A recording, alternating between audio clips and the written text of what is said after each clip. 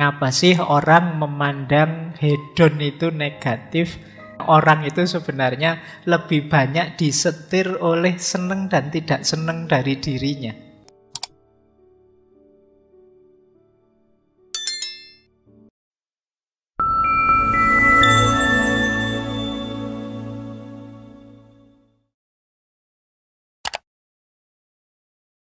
Assalamualaikum warahmatullahi wabarakatuh.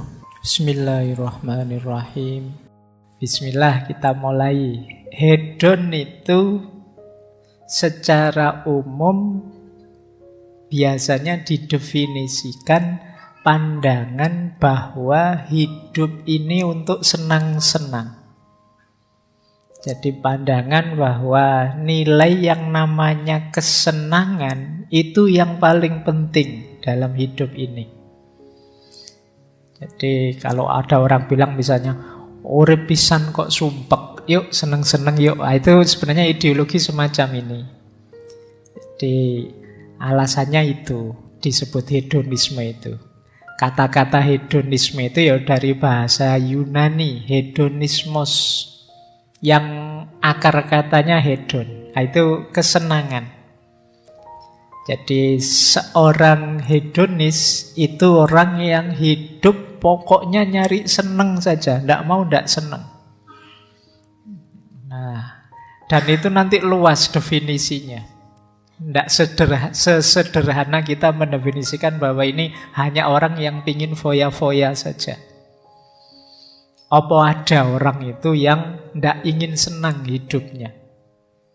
Pak, saya pingin hidup nyari susah. Gitu ya tidak ada. Secara fitri orang itu ya nyari, ingin hidup itu senang. Hanya saja nanti definisinya tentang senang, jangkauan kesenangan yang dia inginkan mungkin beda. Jadi itu akar katanya. Nanti ada lawan katanya. Kalau hedonisme itu lawan katanya hedonfobia. Hedonfobia itu kebalikannya anak-anak hedon ini. Kalau hedonfobia itu orang yang takut dengan kesenangan. Mungkin ada ya orang yang kalau pas seneng-seneng dia malah khawatir. Wah, ini aku lagi seneng ini. Biasanya sebentar lagi susah ini. Karena hidup ini muter. Jadi dia tidak bisa menikmati. Waktunya bahagia dia malah sedih. Kenapa kok sedih? Pak, setelah bahagia itu kan biasanya kesedihan, Pak. Jadi saya tidak terlalu bisa menikmati seneng-seneng ini. Karena pasti nanti hasil akhirnya ya nanti sedih lagi. Yang lain ketawa dia nangis. Atau kalau ada teman-temanmu ketawa, wah kamu ketawanya keras sekali. Ingat-ingat saja nanti sebentar lagi mesti nangis. Nah, ada kan yang pakai teori itu. Ini jenis hedonfobia. Atau ada orang yang memang tidak bisa ngalami seneng. Namanya anhedonia. Anhedonia itu orang yang tidak bisa seneng. Dia tidak peka terhadap kesenangan. Jadi misalnya, sampean itu juara loh, mbok seneng tuh. Oh iya toh, juara itu harus seneng ya. Nah, itu anhedon namanya. Jadi orang yang tidak bisa ngalami seneng. Ya mungkin pakai bahasa agama, mungkin orang yang sulit bersyukurnya. Hari ini mungkin banyak juga orang yang tipe-tipe anhedon ini. Jadi hidupnya isinya tiap hari mengeluh saja. Dapat kenikmatan apapun dia sambat. Ini kenikmatan tidak hakiki. Ini duniawi saja. Ini sementara saja. Ini pokoknya sambat terus. Jadi membaca hidup ini dari sudut negatif. Kebalikan ekstrimnya yang hedon. Kalau yang hedon ya moco urip iki pokoknya tujuannya seneng-seneng. Ngapain sih susah-susah? Ayo seneng sajalah. Itu anak-anak hedon. Baik, jadi secara definisi itu. Kategorinya nanti ada dua. Ada namanya hedonisme psikologis, ada namanya hedonisme etis. Jadi hedonisme psikologis itu punya pandangan bahwa yang mendorong manusia melakukan apapun ada dua sebenarnya. Ingin mencari kesenangan dan menghindari ndak enak, ndak nyaman. Sebenarnya cuma itu. Teman-teman malam hari ini hadir di kajian ini, itu kan ingin mencari yang teman-teman inginkan dan membayangkan kalau sudah hadir di sini terus senang. Jadi yang menggerakkan itu selalu saja, kata hedonisme psikologis itu, motif ingin senang. Teman-teman melakukan apapun, itu tujuannya pasti ingin senang. Atau menghindari susah, menghindari sulit. Nah, itu yang membuat nanti, misalnya ada mahasiswa kok waktunya tugas presentasi kok tidak masuk. Nah, itu manusiawi. Kenapa? Dia menghindari sulit. Jadi ingin senang menghindari sulit. Wah, ini waktuku presentasi ini saatnya pamit ini Pak. Mohon maaf ada tabrakan Pak, kesulitan, ban saya bocor Pak dan lain sebagainya. Loh, itu fitrah sebenarnya, orang itu ingin menghindari sulit, menghindari tidak enak, menghindari tidak nyaman.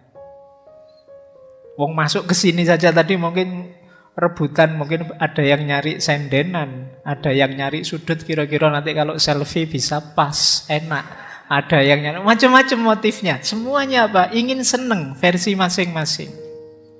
Jadi yang menggerakkan manusia, kata hedonisme psikologis, itu motif ingin senang atau menghindari susah. Di segala levelnya.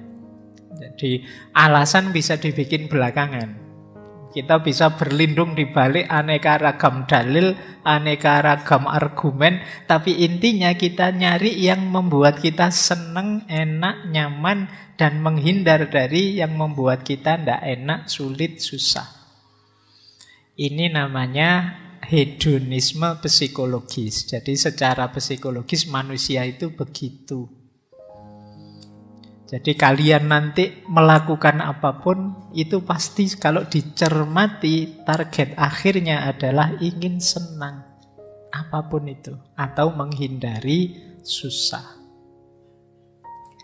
Nah, yang kedua ada namanya hedonisme etis. Kalau hedonisme etis ini ya nanti jadinya etika, sistem moral. Kalau dalam hedonisme etis itu berarti pertimbangan baik buruknya sesuatu itu dilihat dari menyenangkan atau tidak. Makanya namanya hedonisme etis. Jadi kok saya melakukan sesuatu yang membuatku sengsara, membuatku sulit. Nah, ini kalau pakai hedonisme etis itu masuk kategori perbuatan yang tidak etis.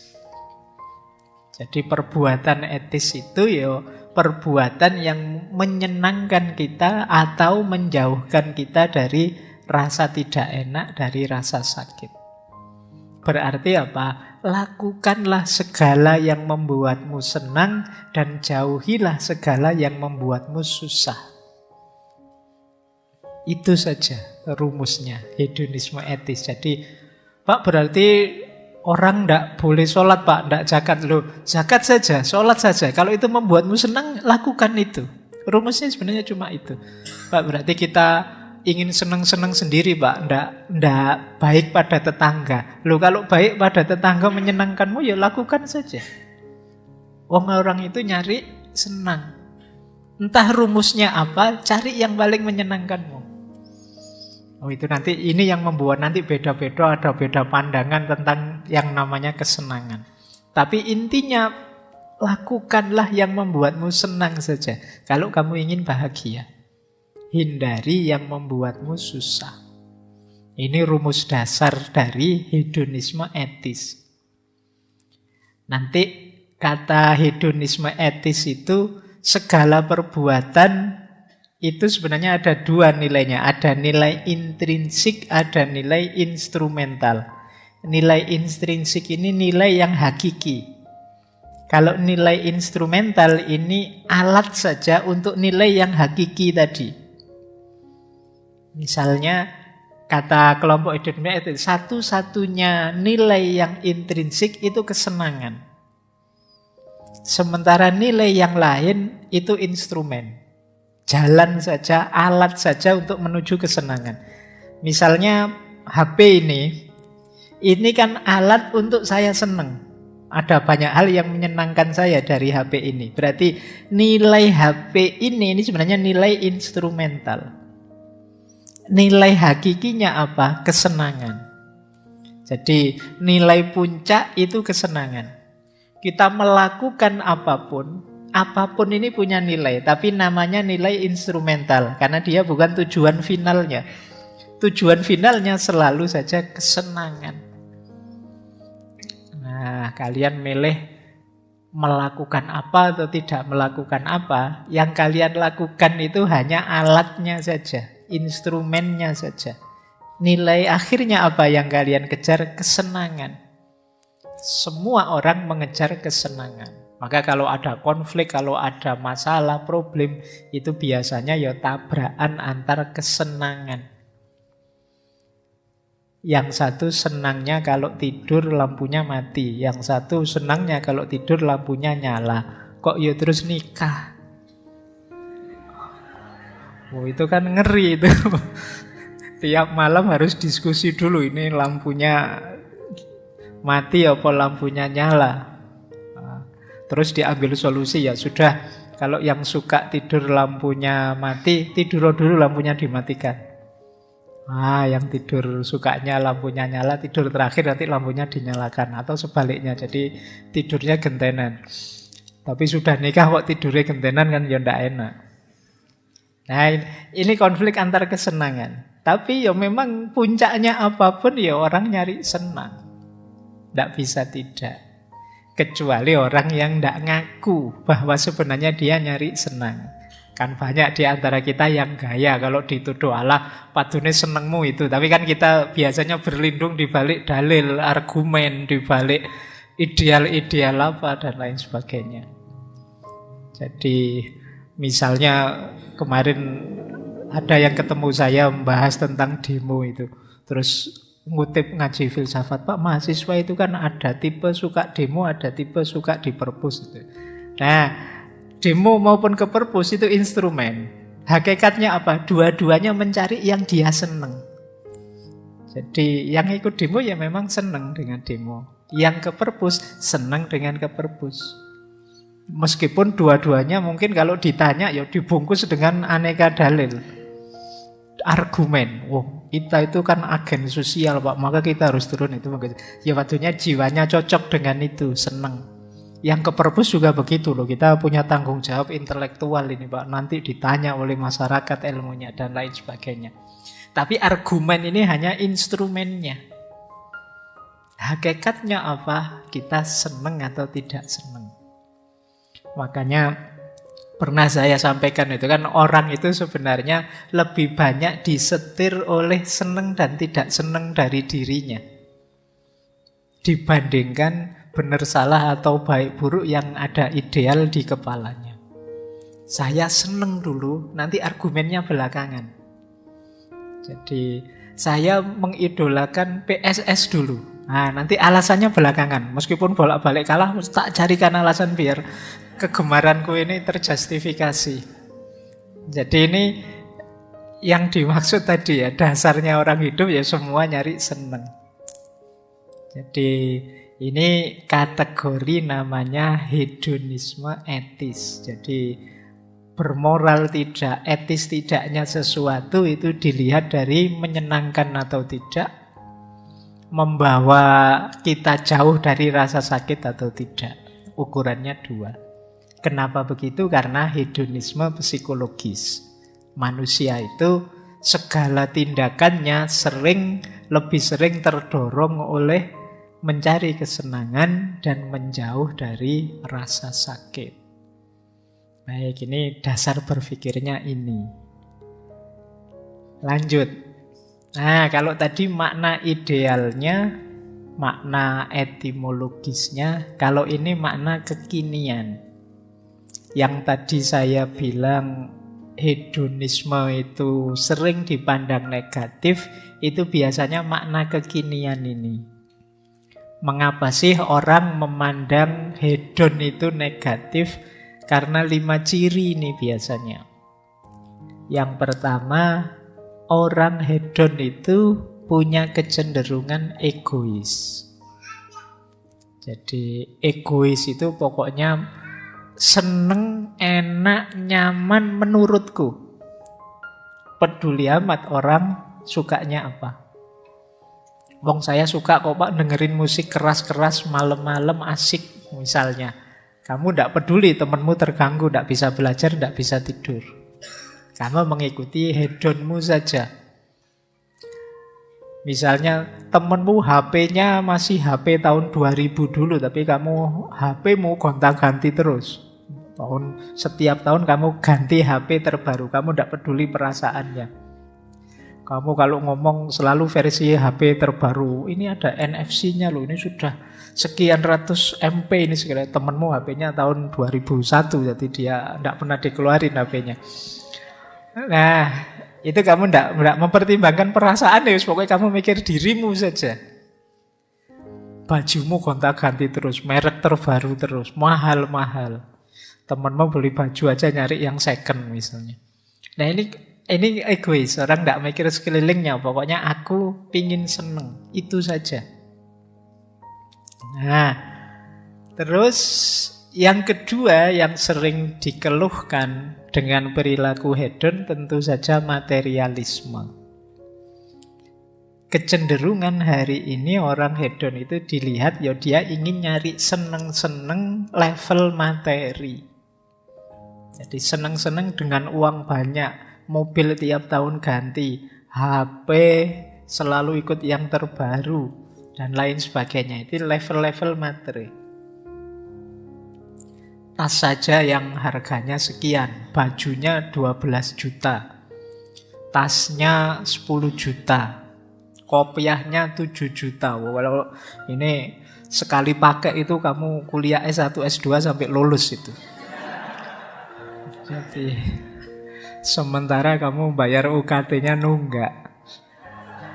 Jadi ini fokusnya pada materi. Jadi materialisme. Jadi kecenderungan pemaknaan hedon, kalau ada orang kok disebut, wah kamu hedon banget ya, itu biasanya levelnya materi. Tidak mungkin kalau hari ini orang disebut hedon itu, wah kamu kesenangannya kesenangan spiritual, ya pasti tidak begitu. Selalu orang yang disebut hedon itu hari ini yang sifatnya materialistik. Kemudian yang ketiga yang disebut hedon itu biasanya konsumerisme. Jadi orang merasa eksis ketika mengkonsumsi sesuatu yang paling update, yang terbaru, yang paling elit, yang paling mewah. Nah, ini pokoknya ingin mengkonsumsi apa. Kalau di pikiran kalian, yang kalian pikirkan, Pak saya ingin ini, ingin itu, ingin ini, ingin itu. Ingin ini, itunya itu isinya hal-hal materi yang sifatnya konsumtif. Kemungkinan kalian punya bakat hedon. Ya memang kurang modal saja sayangnya. Jadi kalau ada uang mungkin kalian ngalah-ngalahi yang sekarang pamer segala macam kemewahan itu. Cuma ya terbatas saja modalnya. Jadi konsumerisme. Kalian merasa eksis kalau mengkonsumsi hal-hal yang sifatnya mewah, dipandang kelas tinggi, dari kelas sosial yang lebih tinggi dan lain sebagainya. Jadi sehingga ketika kalian sekarang tidak ada di situ, kalian merasa hidupnya tidak ada artinya. Hidupnya, wah apa sih Pak saya ini? Motor saja keluaran tahun 95 itu pun tidak ganti-ganti sampai sekarang misalnya. Laptop saja itu beli second, itu pun ya macam-macam tambal sulamnya misalnya. Jadi kalian merasa dirimu rendah ketika tidak mengkonsumsi yang mewah, yang luxury dan lain sebagainya. Kemudian yang ketiga, ekstravagan. Ekstravagan itu mungkin makna mudahnya boros. Jadi yang kalian kejar biasanya bukan kebutuhan, tapi gaya. tapi status dan lain sejenis itu namanya ekstravagan. Jadi orang hedon itu ya tidak cukup punya, kadang-kadang HP tahun ini dan tahun depan itu selisihnya tidak banyak, cuma beda sedikit saja misalnya. Tapi kalian ya bela-belain harus ganti HP Pak. Masa ini sudah bulan September 2022 misalnya HP kita masih HP tahun 2021 misalnya, itu padahal KCM mau setahun tapi kalian merasa sudah kalah jauh. Itu terus kalian bela-belain nyicil tiap bulan sekian ratus ribu hanya untuk ganti HP yang fungsinya sama persis dengan yang kalian pegang sekarang. Itu namanya ekstravagan. Jadi kalian boros, menghambur-hamburkan sesuatu yang sebenarnya tidak terlalu manfaat, wong kalian sudah punya. Itu pun kadang-kadang pelitnya luar biasa, HP-nya yang lama dibeli orang, diminta orang juga tidak diberikan. Pokoknya pinginnya yang terbaru ya punya, yang lama juga punya. Nah ini gaya ekstravagan, orang yang hidupnya boros. Dan tentu saja yang terakhir superficial. Superficial itu dangkal, melihat segala sesuatu hanya dari tampilannya saja, luarnya saja. Kalian terkagum-kagum kalau orang, ini mobilnya update terbaru. Andai saja saya punya yang seperti itu ya. Yang dilihat hanya level itunya. Ini namanya superficial. Kalian hanya lihat tampilannya saja. Jadi hari ini orang yang disebut hedon itu secara umum dimaknai yang pertama orang yang egois, yang kedua materialistik, yang dia lihat level materi, yang ketiga konsumerisme, berhubungan dengan apa yang kita konsumsi, fokusnya pada konsumsi saja. Yang keempat boros, ekstravagan, tidak taktis penggunaannya. Dan yang terakhir superficial. Superficial itu melihat yang dangkal-dangkal saja, kurang dalam. Ini namanya orang hedon. Ini kalau pakai bahasa agama ya wa mal hayatud dunya illa mataul ghurur. Jadi kalau katanya Al-Quran kan kehidupan dunia itu kesenangan yang menipu. Nah, berarti kalau kita gayanya semacam ini, kita termasuk orang yang tertipu.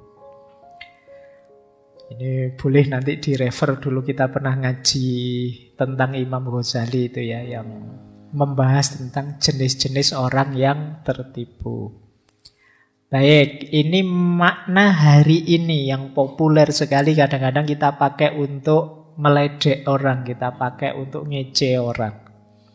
Sekarang kita lacak filsafatnya ya. Apa iya sih maknanya hedon itu sedangkal itu? Kita mulai, bismillah, kita mulai ngaji filsafatnya. Kalau tadi masih trailernya. Sekarang yuk kita pahami. Sekarang diawali dari makna kesenangan. Oke. Ini nanti menentukan diskusi selanjutnya. Kesenangan itu, kalau yang hedon saya jelaskan barusan, itu biasanya memaknai kesenangan ya yang materi tadi kan, kesenangan indrawi. Makan enak, minum segar, seneng-seneng dengan barang-barang mewah, dan lain sebagainya. Ini kesenangan di makna yang umum saja, dalam bahasa sehari-hari. Tapi sebenarnya maknanya kesenangan itu luas. Nah, sekarang mulai berfilsafat ya. Jadi senang itu kan hubungannya dengan perasaan kita. Dan itu tentu saja banyak. Jadi tadi saya contohkan bahkan ya kalau kita senang dengan sholat, ya sholat itu berarti bagian yang menggembirakan. Senang dengan zakat, senang membantu orang, itu kan juga bagian yang menyenangkan. Senang olahraga, senang melihat pemandangan indah, senang melihat fenomena kemanusiaan, orang saling bantu. Ini juga jenis kesenangan. Kalau per definisi hedon yang menyenangkan tadi, sebenarnya hedon itu luas. Tidak sekedar kesenangan fisik. Ada banyak hal yang menyenangkan. Apalagi kalau dilihat dari teori atau perspektifnya. Ada teori kualitas, ada teori sikap. Teori kualitas itu menyenangkan itu menyenangkan itu ada di bendanya, itu teori kualitas. HP ini mewah sekali ya, karena dia mewah maka menyenangkan. Uangku banyak sekali ya, karena uangnya banyak maka menyenangkan. Jadi senang atau tidak itu ada di bendanya. Tapi nanti ada teori yang kedua, teori sikap. Kalau di teori sikap ini senang atau tidak ada di bendanya, tapi ada di batin kita. Uang saya sih sedikit, tidak banyak, tapi saya senang sudah dengan ini. Uang sedikit ini kalau saya bisa sudah pakai macam-macam untuk senang-senang banyak hal sudah. Nah ini kuncinya senang bisa ada dalam diri kita. Ini teorinya pakai teori sikap. Jadi menyenangkan atau tidak itu ternyata tergantung kita. Tidak tergantung barangnya atau sesuatunya. Beda dengan perspektif pertama. Kalau perspektif pertama tadi teori kualitas menyenangkan atau tidak tergantung barangnya, sesuatunya. Kalau ini tergantung kita. Kamu mungkin pinginnya uang 100 juta, punyanya 1 juta ya kamu tidak senang. Karena jiwamu menuntut lebih. Tapi kamu pinginnya cuma 10.000 kok yang dilala di depan masjid nemu 100 ribuan. Itu senengmu luar biasa. Ini melebihi ekspektasi. Jadi senang atau tidak tergantung yang ada di batinmu. Jadi tidak tergantung barangnya. Ini namanya teori sikap. Nah, kalian bangun nanti coba diurai lagi yang menyenangkanku itu apa sih? Kalau ada hal sangat sederhana ternyata membuatmu bahagia, itu mungkin kamu cenderung ke teori sikap ini. HP saya sih tidak canggih Pak, tapi isinya Pak menyenangkan sekali Pak. Misalnya Yombo menyenangkanmu kuwi apa? Tergantung batinmu. Nah, HP saya itu Pak kalau dipakai buka web itu antara muter-muternya dengan bacanya lama muternya Pak. Misalnya. Tapi saya senang sudah dengan meskipun begitu saya sudah puas. Itu berarti ada di batinmu. Nah, nanti ada yang terletak di barangnya. Meskipun kamu yang HP-mu sudah S21 itu kamu nggak puas, kamu merasa kurang saja karena sekarang sudah S22. Kamu kejar itu terus, nanti ganti S23 sampai S berapapun kamu kejar terus. Kamu kuliah S1 tidak lulus-lulus tapi HP-mu sudah S21. Nah itu, ini contoh, titik tekannya pada barangnya, tidak pada batinmu. Nah ini teori kesenangan. Maka tadi ini bisa nanti dipakai untuk mengurai tadi, hedon tadi. Jangan-jangan pemaknaan kesenangan kita terlalu sempit.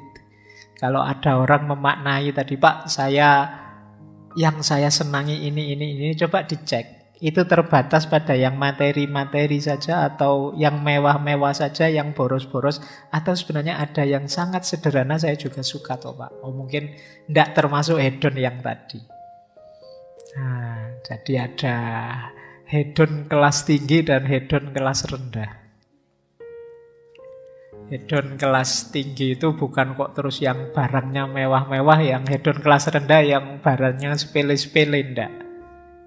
Hedon kelas tinggi itu adalah ketika kesenangan yang saya cari yang sifatnya mewah-mewah dan lain sebagainya tadi itu bukan kesenangan final. Jadi masih ada kesenangan yang lebih tinggi, melampaui yang level materi. Ini namanya higher hedonism. Jadi saya mencari tujuan kesenangan, tapi senang yang tidak terbatas itu. Misalnya, saya pingin sih Pak memang HP terbaru, tapi HP terbaru itu dalam rangka biar komunikasi saya jauh lebih efektif dengan orang lain. Ini namanya higher hedonism. Jadi saya pingin sih Pak punya uang banyak, tapi uang banyak itu bukan tujuan saya. Tujuan saya apa? Biar kalau saya dapat uang banyak, banyak orang yang bisa saya bantu dengan itu. Ini namanya higher hedonism. Tidak berhenti dangkal di perolehan-perolehan kesenangan yang sesaat. Tapi kesenangan yang sesaat tadi sebenarnya hanya jembatan untuk kesenangan yang lebih jauh, yang lebih luas, yang lebih esensial. Ini namanya higher hedonism. Ya memang Pak, saya ingin punya barang-barang mewah, tapi barang-barang mewah itu pingin saya beli biar saudara-saudara saya yang miskin itu juga turut merasakan. Saya pingin beli mobil terbaru biar tetangga-tetangga saya yang tidak punya mobil itu tahu rasanya naik mobil terbaru. Sehingga kehidupan sosial kita jauh lebih baik. Ini namanya higher hedonism. Jadi hedonisme yang lebih tinggi. Jadi tujuan-tujuan kesenangan sesaat tadi tidak jadi tujuan final, tapi ada target yang lebih tinggi. Ya benar sih Pak, saya ingin punya banyak fasilitas yang sesuai tadi. Biar apa? Biar kalau saya ibadah itu tenang Pak, sudah tidak mikir dunia lagi misalnya. Saya ingin punya mobil terbaru biar saya tidak usah lagi mikir dunia lagi, tapi sudah fokus ke Allah saja. Biar itu namanya higher hedonism. Saya ingin punya uang banyak terus sehingga anak cucu saya sudah terjamin dengan itu, terus saya fokus ibadah saja pada Allah. Itu namanya higher hedonism. Jadi ingin memperoleh hal-hal yang menyenangkan tadi, tapi itu bukan tujuan finalnya. Lawannya base hedonism. Kalau ini ya yang tadi, yang ciri-cirinya 5 tadi, ya memang berhenti di situ. Nah, biasanya orang itu kalau ditanya dia di higher hedonism, padahal prakteknya dia base hedonism. Kalau ditanya, kamu itu yang kamu cari kok selalu yang mewah-mewah saja. Biasanya jawabnya gaya higher ini. Oh enggak lah, saya itu mewah itu enggak segalanya sih sebenarnya. Padahal ya segalanya juga kalau dia tiap hari. Dari gayanya sebenarnya base, tapi kalau ditanya dia gayanya ada di posisi higher. Nah, tapi ya ini untuk kalian sendiri saja, jangan nuding-nuding orang. Ayo latihan. Ya memang manusiawi orang itu mencari kesenangan, tapi usahakan yang higher tadi, dalam rangka kesenangan yang lebih panjang, lebih hakiki. Nanti ada urean-urean filosofisnya.